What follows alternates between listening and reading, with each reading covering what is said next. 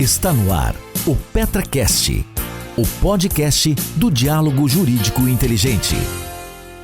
Sejam todos muito bem-vindos a este episódio da PetraCast. Hoje o nosso convidado é o ministro do STJ, Ricardo Cueva. Ricardo é ministro nessa corte desde 13 de junho de 2011 e antes disso ele foi procurador do Estado de São Paulo e da Fazenda Nacional. Na nossa conversa de hoje nós vamos abordar o assunto relativo à alteração dos tribunais superiores durante a pandemia e o futuro de todas essas modernidades que foram possíveis durante a pandemia. Vocês venham conosco que teremos muita notícia, muita novidade, direto do STJ, aí para o Spotify, para as plataformas de podcast em que o PetraCast estará inserido. Então, ministro, seja muito bem-vindo. Primeiramente, muito obrigado pela sua presença. A Petraroli agradece, todos os nossos ouvintes também ficarão certamente muito agradecidos e felizes em ouvi-lo. E eu vou começar com uma pergunta. Como que o seu tribunal, como que o STJ enfrentou a pandemia em relação às principais mudanças, como julgamentos virtuais? E isso vai deixar de ser... Foi uma tendência? Vai ser uma tendência ou vai deixar só a gente na saudade? O que o senhor acha? Antes de tudo, boa tarde, Ana Rita, é um prazer estar aqui. Eu já ouvi os primeiros episódios do seu podcast, fiquei muito interessado pela qualidade, pela maneira como você tem conduzido essas entrevistas, e é um meio de informação fantástico. Eu ouço pessoalmente vários podcasts quando caminho. Bom, o tribunal ele se adaptou surpreendentemente bem. Ele já tinha sessões de plenário virtual já há algum tempo, que funciona muito bem. Eu procurei, ao lado de vários colegas, em vários eventos, junto a entidades de classe de advogados, esclarecer que o plenário virtual, na verdade, já era, antes da pandemia, uma conquista importante, porque é uma maneira de julgamento não sincrônica, né? E que permite, naquele espaço de uma semana, que nós tenhamos mais tempo para receber os memoriais, para corrigir os nossos erros e para apontar, eventualmente, erros eventuais de colegas, né? Com o volume que a gente julga, o STJ julga aproximadamente 500 mil recursos por ano. A gente tem até vergonha de falar isso para os colegas, que eles acham que é um erro de tradução, né?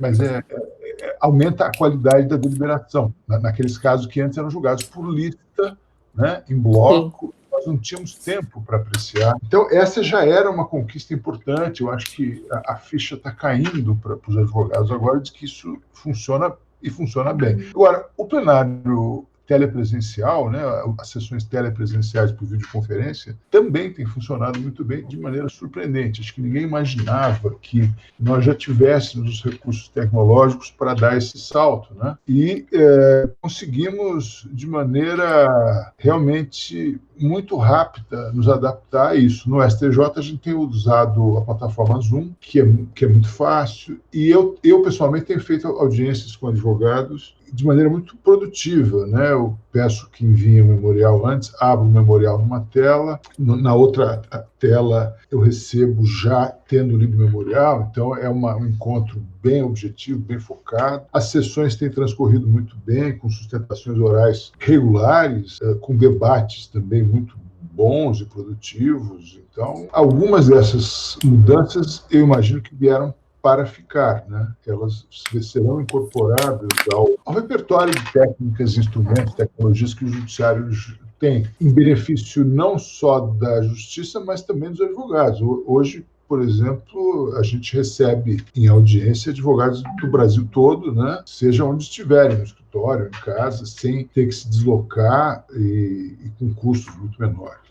Então, eu vejo, quer dizer, tirando todo o horror e essa situação difícil da pandemia, ela vai acelerar alguns processos tecnológicos muito rapidamente. Nós vamos ganhar alguns anos aí com a entrada forçada nesse novo mundo da tecnologia. É a sensação que eu tenho, ministro. Eu acredito que toda essa pressão, né, que nós tivemos que fazer uma alteração da noite para o dia em procedimentos, em comportamentos, em atitudes, em ações, elas de fato vão acelerar uma série de mudanças no nosso mundo jurídico, que é um mundo tão apegado a certas práticas, apegado a certos comportamentos, que me parece que o susto foi de bom, né? Foi bom para que a gente pudesse aceitar aceitar essas mudanças e implementá-las no dia a dia. Sou testemunha de que o despacho com os tribunais superiores e estaduais facilitou demais. E mais que isso, eu acredito que democratizou esse acesso. Isso que o senhor disse, advogados de longe poderem despachar no STJ, de fato, é um instrumento importantíssimo de democratização. Porque muitas vezes conseguiam, né, os escritórios locais, ou os maiores escritórios que conseguiam fazer esse tipo de deslocamento para Brasília. Então, de fato, eu acredito que tenha sido uma boa ideia. E que junto com ela venham outras. Vou te perguntar, dentro desse mundo novo, né, de teletrabalho, de julgamentos virtuais, de possibilidade de acessos remotos, como que o senhor vê as ODRs e ADRs, que, para quem não sabe, são meios de resolução de conflito online? Eu vejo com muito bons olhos. Eu tenho certeza de que nós também daremos um salto significativo aí, porque eu só tenho ouvido relatos positivos sobre exatamente essa transformação cultural, né, causada pela pandemia e pela adaptação forçada a esse novo mundo, tem levado os juízes, de maneira geral, todos os atores do sistema de justiça a mudar o comportamento, né? A gente exerce uma profissão que tem traços bem conservadores, né, tradicionalistas. Sim.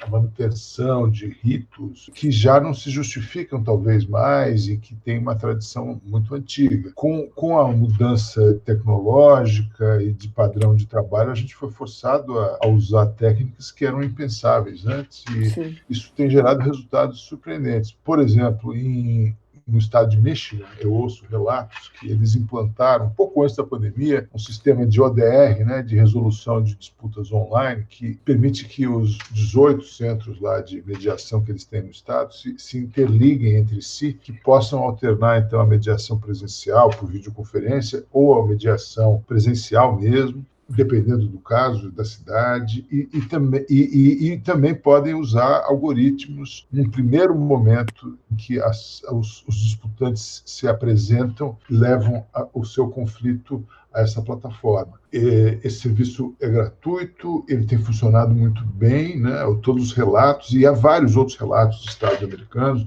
No Brasil, o consumidor.gov vinha apresentando já há vários anos resultados surpreendentes e cada vez melhores, e isso eu não tenho os dados agora da pandemia, mas imagino que tem aumentado muito também a frequência, o uso e a taxa de sucesso, que já era alta, né, do consumidor.gov. Ontem mesmo eu tive contato com uma decisão muito interessante do Conselho Nacional de Justiça, do conselheiro Luiz Fernando Keppen, que trata de uma resolução do Tribunal de Justiça do Maranhão que exige, ou recomenda, na verdade, recomenda que os litigantes, primeiro, em alguns tipos de conflito, tentem autocomposição e procurem usar a plataforma pública digital, no caso, o consumidor.gov, né? Houve impugnação dos advogados, mas o CNJ entendeu que não há nenhuma irregularidade nisso, ao contrário, que isso amplia o acesso à justiça e não deve ser visto como um impedimento a que as partes tenham o acesso ao sistema de justiça.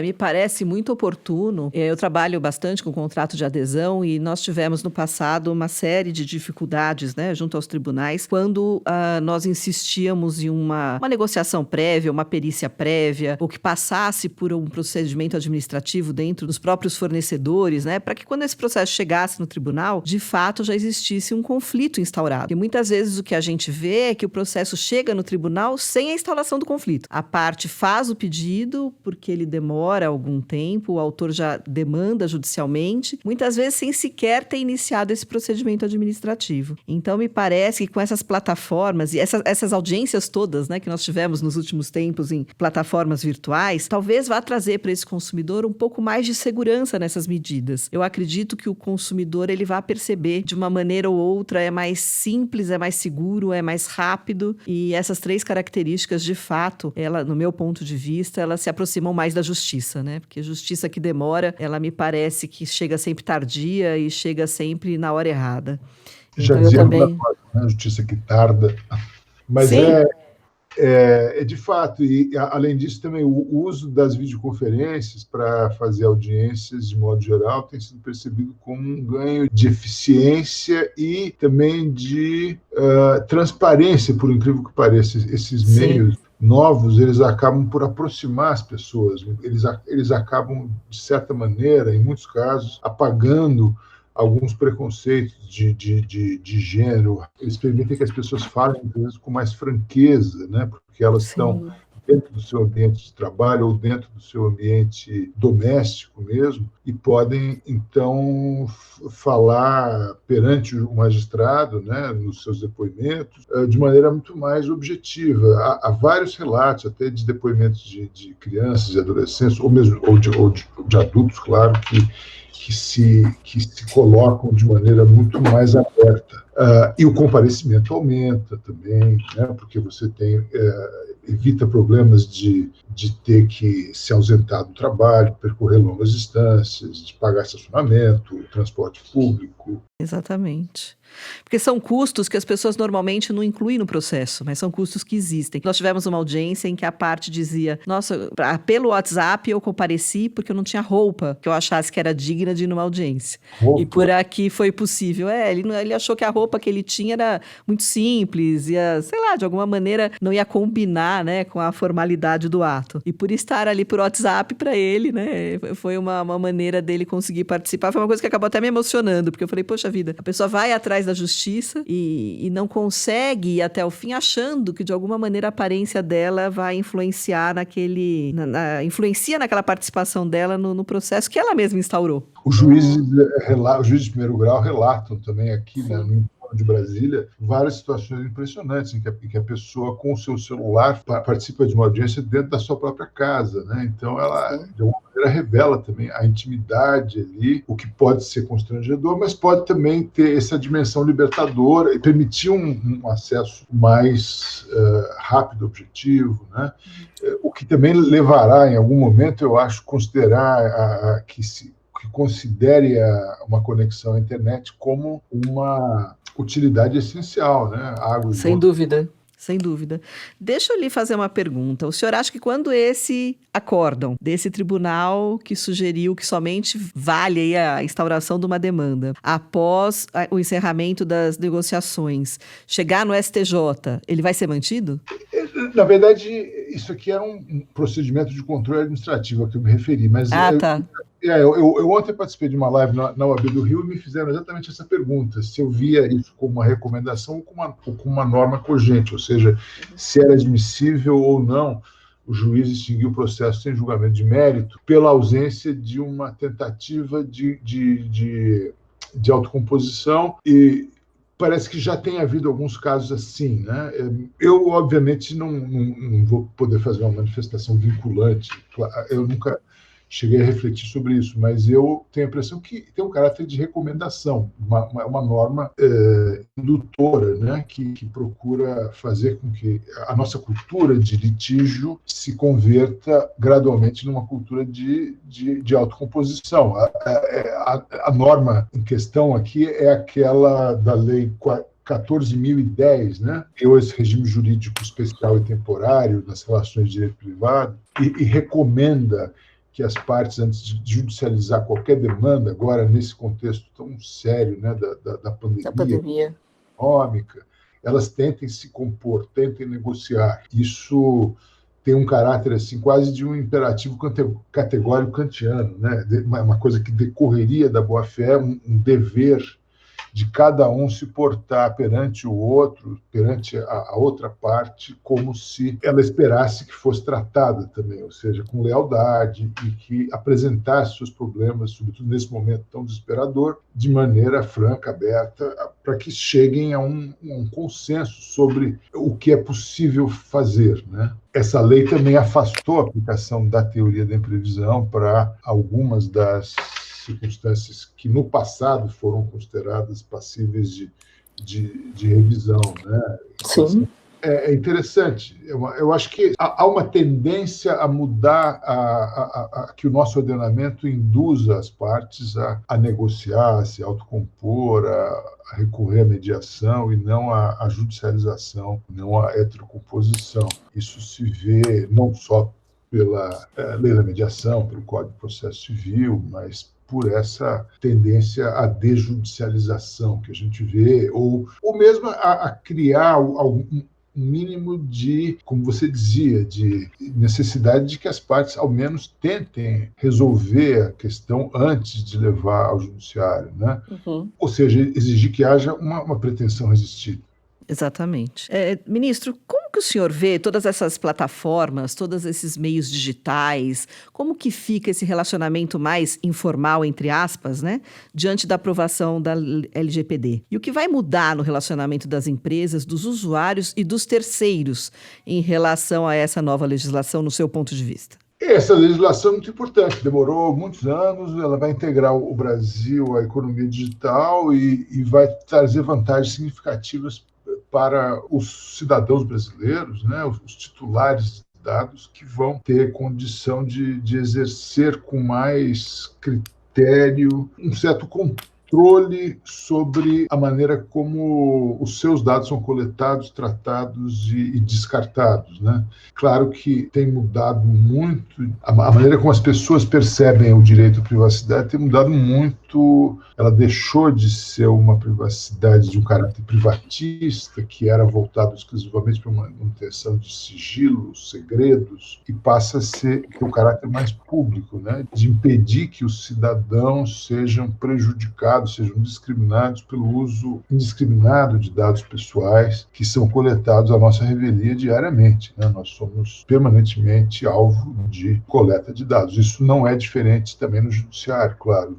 No judiciário há duas dimensões, pelo menos, da aplicação da LGPD. De um lado, nas atividades que não são típicas, que não são jurisdicionais, incide claramente a lei de acesso à informação, ou seja, nós devemos continuar a ser transparentes, mas com alguns cuidados, né? Por exemplo, aquela questão de indicar quanto ganha cada um dos servidores, ela vai continuar, mas talvez possa se questionar se isso deve ser anonimizado ou não, porque o que conta ali é saber que há agentes públicos que têm tal ou qual perfil salarial, né? Não necessariamente que aquela pessoa identificável tenha aquela remuneração, por exemplo, né? Esse é um exemplo. Agora, na atividade jurisdicional, a questão é mais delicada, porque a imparcialidade, a autonomia do judiciário, elas têm que ser preservadas e, portanto, a autoridade de proteção de dados pessoais ela não terá uma ingerência direta sobre a maneira como os tribunais, no exercício da sua autonomia,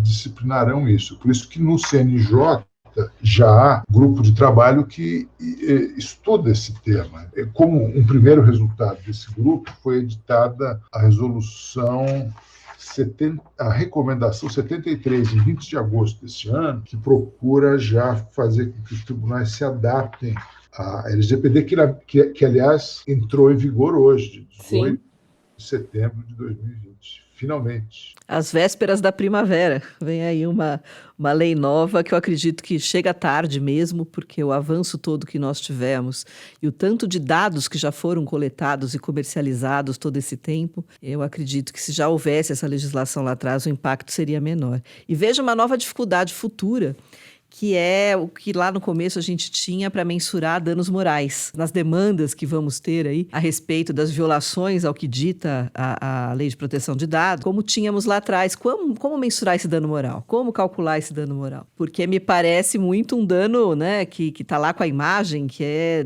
dessa categoria de intangível, né, de incalculável, mas que nós vamos ter, falando como tribunal, né, que achar um número para que isso se torne uma indenização. E acredito que vai ser um novo exercício aí bem interessante que os tribunais vão ter que desenvolver no sentido de criar essa nova fórmula aí de indenização para essas mazelas, né? Vejo também com um pouco de preocupação e gostaria de saber se você tem essa informação, quais as cautelas foram adotadas para os tribunais em relação à inteligência artificial. Eu costumo brincar que existem dois tipos, a inteligência artificial e a audácia artificial, porque ao mesmo tempo que a gente tem uma série de robôs, né, que vem facilitar o trabalho, cada vez que se abre o canal, o acesso, aí, uma porta para que um robô desse entre, você permite que venham aí os malwares, todas as formas de vírus e de acessos indesejáveis a esses mesmos dados que estavam lá protegidos de alguma maneira, né? Então, você saberia dizer para a gente se os tribunais estão preparados e essas cautelas foram adotadas? Há quem brinque que inteligência artificial é uma contradição em termos. Se é inteligente, não pode ser artificial. e outros que vão além. Primeiro, eu preciso ter inteligência natural, né? Não basta ter uma inteligência Sim, artificial. com Mas certeza. os tribunais têm, de fato, procurado usar, ainda que de maneira rudimentar, alguns mecanismos que, na verdade, podem ser chamados de automação. O Supremo tem um sistema de classificação de processos, o STJ também, alguns tribunais estaduais também já começam a desenvolver alguns algoritmos que permitem realmente usar esse incrível manancial de processos digitalizados que nós temos no Brasil, né? Por trás da judicialização excessiva que nós vivemos, ao benefício de que o judiciário aqui tem se modernizado, talvez mais do que em outros países, e tem digitalizado quase todo o seu acervo. Então, nós temos um riquíssimo manancial para explorar e, desses dados, extrair alguns elementos que possam ser usados em benefício da estabilidade da jurisprudência, da isonomia, né, entre as partes, garantir que as mesmas situações de fato e direito tenham soluções idênticas ou semelhantes e não díspares, como acontece ainda hoje, e usar o que alguns chamam de justiça preditiva, né, pelo menos naquelas casos de justiça de massa e litigiosidade de massa, esses algoritmos teriam uma função importante. Mas é claro que eles também levantam algumas dúvidas éticas, né, quanto ao seu uso. E para isso já foram desenvolvidos princípios éticos importantes. A União Europeia, no ano passado, já editou algumas diretrizes éticas para o uso da inteligência artificial, e elas serviram de inspiração para uma resolução do CNJ de número 332, de 21 de agosto desse ano, que procura exatamente, levando em conta essas diretrizes da União Europeia, criar também para nós aqui algumas diretrizes éticas no judiciário particularmente, né? Por exemplo, eu não sei se você conhece essa resolução, ela procura compatibilizar o uso da inteligência artificial nos tribunais com os direitos fundamentais, com a segurança jurídica, com a preservação do segredo de justiça, quando for o caso, com a proteção de dados pessoais nos termos da LGPD e alguns princípios de igualdade, não discriminação, pluralidade, solidariedade, e uma questão muito interessante que é a necessidade de uma auditoria algorítmica, né? Você vai ter que, em algum momento, ter transparência para evitar que esse algoritmo contenha vieses cognitivos que possam ser usados contra os jurisdicionados, né, contra os usuários do sistema de justiça, sem que eles saibam. Então, existem regras de governança dos dados, existem alguns princípios de controle do usuário. O usuário tem que saber, tem que ser informado sempre que estiver sendo usado um sistema de inteligência artificial. Tem que haver uma explicação clara de todos os passos que levaram àquela proposta de solução. Enfim, e procura-se também proteger a dignidade, a liberdade, evitar qualquer discriminação em razão de credo, raça, gênero, classe, enfim. São alguns princípios importantes, né? Eu acho que nós temos que nos nortear por eles. Mas eu vejo a inteligência artificial, no momento em que ela realmente se estabelecer entre nós, como uma maneira de incrementarmos o acesso à justiça e de permitirmos uma distribuição da jurisdição de maneira mais equitativa, né? Haverá também necessariamente um lado positivo nisso, que é uma redução da simetria informacional muito grande que existe entre os disputantes e entre os leigos e os profissionais de direito, né? Que normalmente acabam tendo o monopólio da atuação perante o sistema de justiça. Quando eles já forem suficientemente avançados, talvez a gente possa realmente ter um acesso à justiça muito mais ampliado. Para as questões que se repetem, né, me parece um instrumento que seja... Quando o senhor fala 500 mil processos em um ano numa corte superior, eu fico extremamente preocupada, porque dentro destes processos há uma massa enorme que não deveria estar aí, mas eu acredito que haja uma massa considerável de casos que demandariam uma atenção, uma cautela, um estudo profundo, que é o que condiz com um tribunal superior, né? Então, eu tenho a sensação de que a partir do momento que a gente possa ter ferramentas que façam essas segregação e que tragam para o magistrado uma segurança de que ele pode confiar nessa segregação, me parece que as decisões onde vai ser necessária a intervenção pessoal, né, da inteligência do homem, do ser humano, que para mim é insubstituível. Eu acho que tem coisas que a gente consegue manejar, que nenhuma máquina até hoje ela teve a capacidade para isso, principalmente em termos de sensibilidade, porque me agrada muito o conceito que uma decisão, lógico que ela tem que ser imparcial, mas ela tem que ser sensível. Ela tem que ser sensível ao cenário, à realidade, ao momento econômico, ao momento político. Me parece que uma decisão, quando ela não seja sensível do ponto de vista humano, ela vai sempre deixar a desejar. Vai faltar ali alguma empatia, né? Algum entendimento de homem para homem do que aconteceu ali. Então, me parece que para os tribunais superiores essas ferramentas serão úteis exatamente para permitir essa segregação e para que seja entregue à justiça, onde somente ministros dos tribunais superiores vão poder entregar naqueles casos específicos, que de fato são questões de impacto, aí, não só na vida do indivíduo, como de impacto social importante. O senhor acredita que essas ferramentas, uma hora, vão acabar sendo usadas pelo tribunal? Então, na verdade, inteligência artificial é uma metáfora para várias ferramentas que vão sendo agregadas e vão sendo desenvolvidas paulatinamente.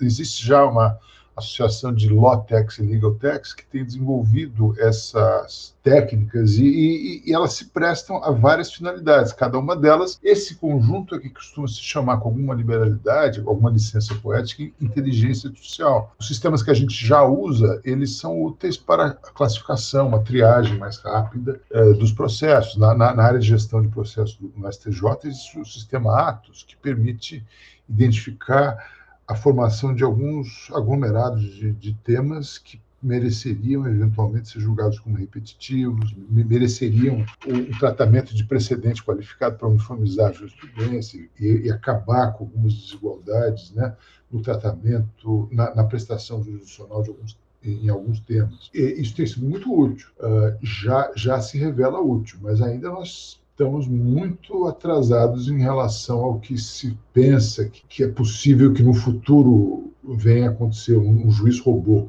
Eu não acho também, concordo com você, não vejo isso como uma coisa desejável, acho que é um cenário distópico, né? Um pouco Blade Runner, assim, mas falta muito para que isso venha a acontecer. Essas empresas, Law Tech e Legal Tech, elas terão um papel muito importante para ajudar o judiciário a criar ferramentas. Normalmente há um desenvolvimento endógeno dessas ferramentas de inteligência artificial, mas ainda eu tenho esperança de que haverá o desenvolvimento de ferramentas muito úteis, muito importantes para ajudar o sistema de justiça a funcionar de maneira mais eficiente. Por exemplo, um problema aqui no Brasil ocorre com muita frequência presos que já cumpriram sua pena e continuam presos. Sim. Porque não foi expedido um alvará, etc. Isso tudo poderia ser resolvido de maneira muito mais simples, né? Graças a uma ferramenta que talvez até já exista de inteligência artificial, né? A questão da certificação digital também poderá facilitar muito o acesso à justiça, o tratamento de dados pessoais tirados do acervo do judiciário, feita com as cautelas exigidas pela LGPD, também pode ser muito útil para identificar perfis de litigiosidade, investir mais em prevenção, em contenção de conflitos, em vez de continuar expandindo o judiciário, né? Nós chegamos a um limite, né? Os estudos feitos no Brasil demonstram que o nosso nível de litigiosidade tem algumas questões que são difíceis de explicar, né? Por 100 mil habitantes, nós temos 4 vezes mais litígios do que a Alemanha, que é considerado um país de querelantes, um país onde há uma litigiosidade muito grande. 10 vezes mais do que os Estados Unidos, mais de 20 em relação ao Japão. Então, algumas questões também deveriam ser dimensionadas. Por exemplo, a questão das custas judiciais no Brasil, ela é frequentemente mal entendida, né? É por isso que também no CNJ, um grupo de trabalho acabou por produzir, depois de uma audiência pública, com ampla participação, um anteprojeto de lei complementar que, pela primeira vez, permitirá que a União, no exercício da sua competência concorrente, crie uma lei quadro, uma norma geral aplicável no país todo, para disciplinar a questão das taxas judiciárias, né, que são cobradas no Brasil todo. É claro que os estados têm competência concorrente para isso, continuarão a disciplinar as custas, mas é preciso uniformizar conceitos, práticas, distinguir o que são custas, o que são despesas, e também reduzir um pouco a enorme disparidade que existe. No Brasil existe um paradoxo: quanto menor o IDH naquele estado, quanto menor o índice de desenvolvimento humano, normalmente maiores são as taxas judiciárias, né? Hoje mesmo, no Migalhas, talvez você tenha visto, saiu uma matéria sobre o Piauí. O Piauí é o que mais cobra, é o litígio mais caro, né, do país. Então, procura-se criar uma faixa mínima e máxima e também distribuir a incidência dessas custas ao longo do processo para que não haja injustiças, né, e que não haja também incentivos à litigiosidade. Um dos problemas apontados pelo relativo fracasso das audiências de conciliação e mediação é o fato dos chamados custos irrecuperáveis, né? Os custos que são incorridos já para propor ação. As custas, contratar advogados, e aí é que se vai fazer uma mediação. Muitas vezes a parte não se sente incentivada. É preciso também fazer com que essas custas incidam de maneira mais espalhada no tempo. Seria importante também, nos juizados especiais, criar algum tipo de custas ou de taxa a ser recolhida depois pela parte sucumbente, para evitar que o Estado, né, ou seja, que todos nós arquemos com esse custo, que na verdade acaba sendo um subsídio ao litígio.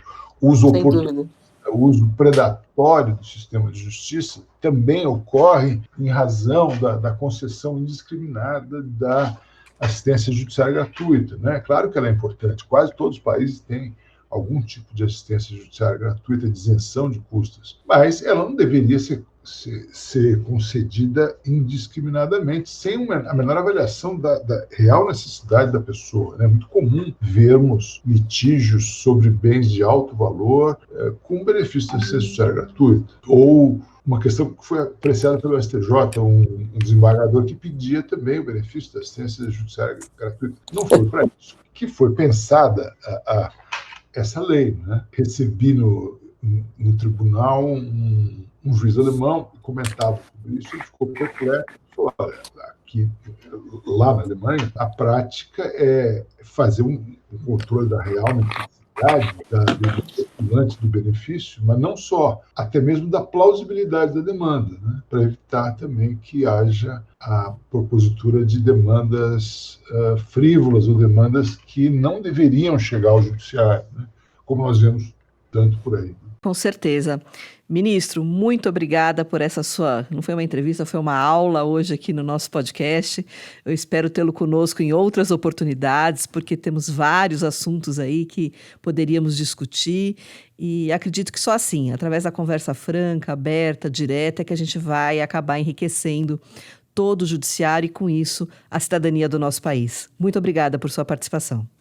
Eu agradeço e parabenizo você pelo excelente trabalho que tem feito com esses podcasts, que são muito informativos, são muito úteis, um canal importante de difusão, de debate, ideias. Parabéns, muita saúde para a família e para todos. Um abraço. Muito obrigada. Boa tarde. Esse foi o PetraCast, o podcast do diálogo jurídico e inteligente. Até o próximo episódio com mais insights, atualidades e percepções do ecossistema jurídico nacional e mundial.